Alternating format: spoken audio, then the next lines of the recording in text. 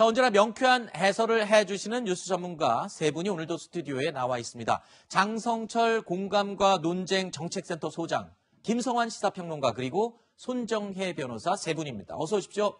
안녕하세요. 안녕하십니까.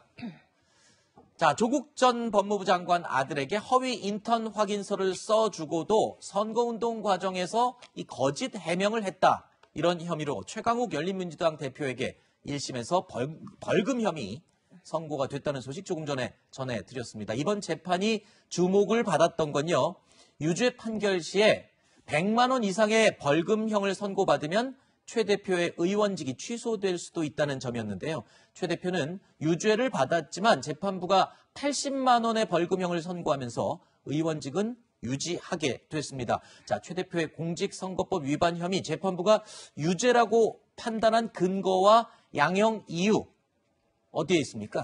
공소 사실을 말씀드리면 한 방송에 나가서 선거에 이제 당선될 목적으로 허위 사실을 공표했다라는 건데, 허위 사실이라고 본 부분은 이 조모 씨를 인턴을 실제로 했다, 그리고 내가 확인서를 써줬다라는 취지로 이제 발언을 한 것과 관련해서 피고인 측에서는 전부 무죄이다, 정치적인 목적으로 기소를 했다라고 주장을 했으나, 재판부에서는 만약에 인턴을 했다라고 한다면 관련된 증거들이나 뭐 예를 들면 서류를 검토한 증거, 영문을 번역했다면 번역본 등이 제출이 돼야 되는데 그에 대한 자료나 소명이 전혀 없었고 제대로 제출되지 않았다라는 점을 지적을 했고요.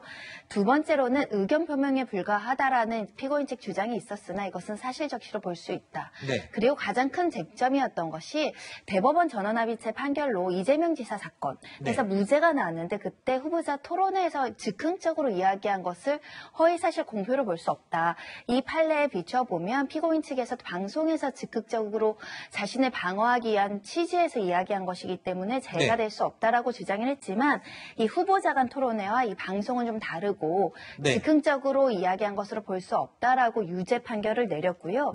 관련해서 5년 이하의 징역 3천만 원의 이하의 벌금의 법정형에 처해지도록 되어 있는데, 의원직을 상실시키지 않는 벌금 80만 원을 선고한 이유 중에 하나는 이 비례대표기 때문에 열린민주당 지지율이나 순번을 고려할 때 당선에 결정적인 영향을 미쳤다거나 선거 공정성을 심각하게 해친 건 아니기 때문에 일부 감형해서 80만 원을 선고를 했습니다. 네, 지금 최 대표가 재판을 진행 중인 게 지금 두 가지가 있어요. 공직선거법 위반 혐의가 있고, 그리고 업무 방해 이 혐의의 재판이 또 진행 중인데, 두 재판에서 모두 허위 인턴 증명서 발급에 대한 부분은 재판부가 두 재판에서 모두 인정을 했죠. 허위다. 앞서서 업무방해 혐의가 유죄로 나오면서 징역 8개월의 집행유예 2년이 선고됐고요. 이 판결문 기재 내용을 보시면 인턴 확인서는 허위다라는 점을 확인할 수 있고요. 현재 2심이 진행 중이기 때문에 항소심에서 결론이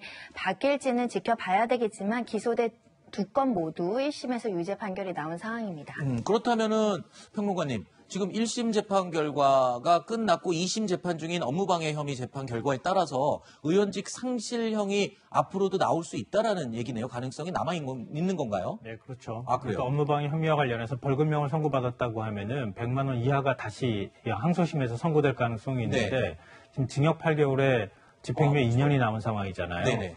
2심에서 만약에 형을 좀 감경한다 하더라도 지금 벌금형 80만 원 정도가 나올 수 있겠는가, 100만 원 이하가 나오겠는가, 이건 좀 지켜봐야 되는 상황인데요.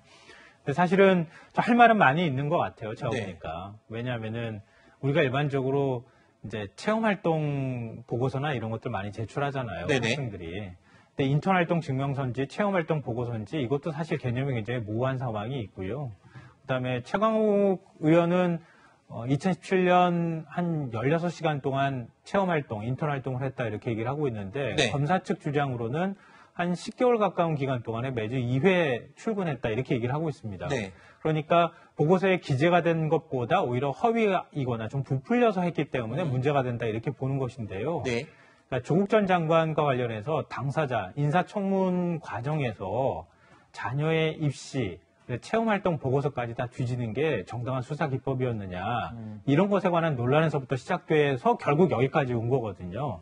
아마 최강욱 의원은 이런 부분에 대한 억울함을 호소하는 측면이 있지 않을까 생각합니다. 최강욱 대표는요, 기소 단계 때부터 검찰을 향해서 아주 강도 높게 비판을 해왔는데요. 오늘 유죄 선고 이후에는 어떤 얘기를 했을까요? 들어보시죠. 매우 유감입니다. 법원의 사실관계 판단에 대해서 동의할 수 없고 사실관계를 입증하기 위해서 저희가 제출한 증거에 대해서는 일체 판단하지 않고 언급도 하지 않았습니다. 정치검찰의 장난질에 따른 사회적 비용이 얼마나 큰 것인가 다시 실감합니다.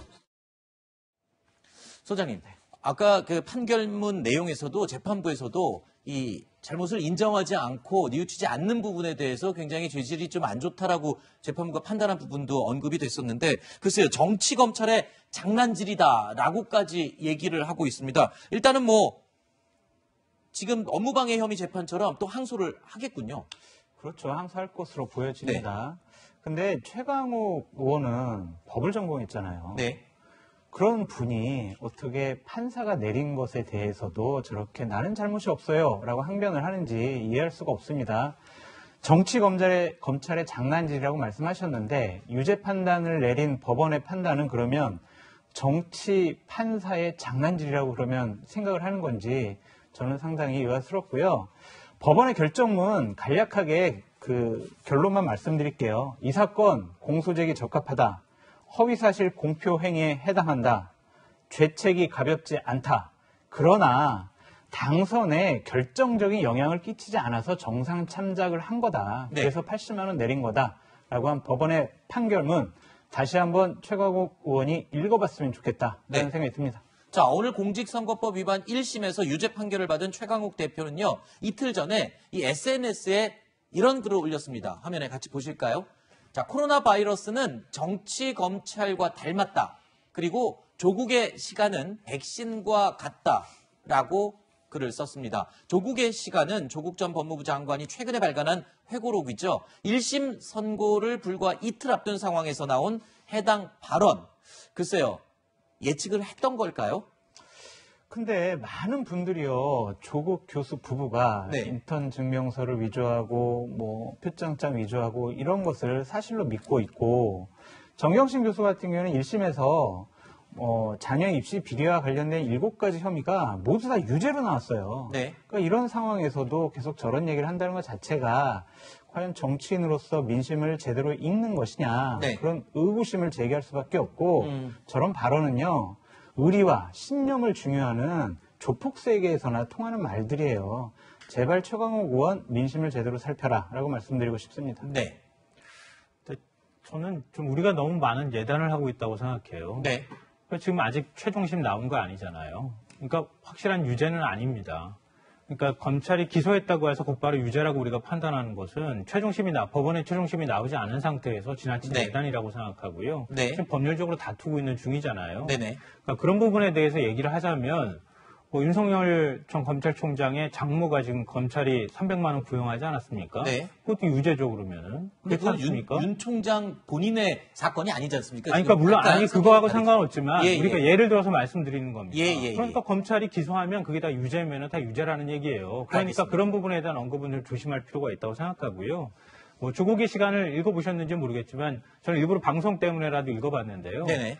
조국 전 장관은 입시 문제와 관련해서는 꾸준히 계속 지금 사과하고 있어요. 그러니까 나머지 부분에 대해서 네. 자신이 인사청문 국면인데 자신뿐만 아니라 자녀 그리고 동생이 이혼한 전처 그리고 자신의 어머니까지 이렇게 수사하는 방식이 과연 적절했는가 네. 그런 의도를 갖고 있다 이렇게 판단하는 부분에 대해서 네. 억울함이나 이런 것들을 호소하고 있는 겁니다. 네. 제가 이제 책 소개를 잠깐만 좀 해드리면 네. 우리 김성환 평론가께서 조국 장관은 입시 비리와 관련해서는 지속적으로 사과하고 있다라고 말씀하셨는데 책에 어떤 항목이 있냐면요.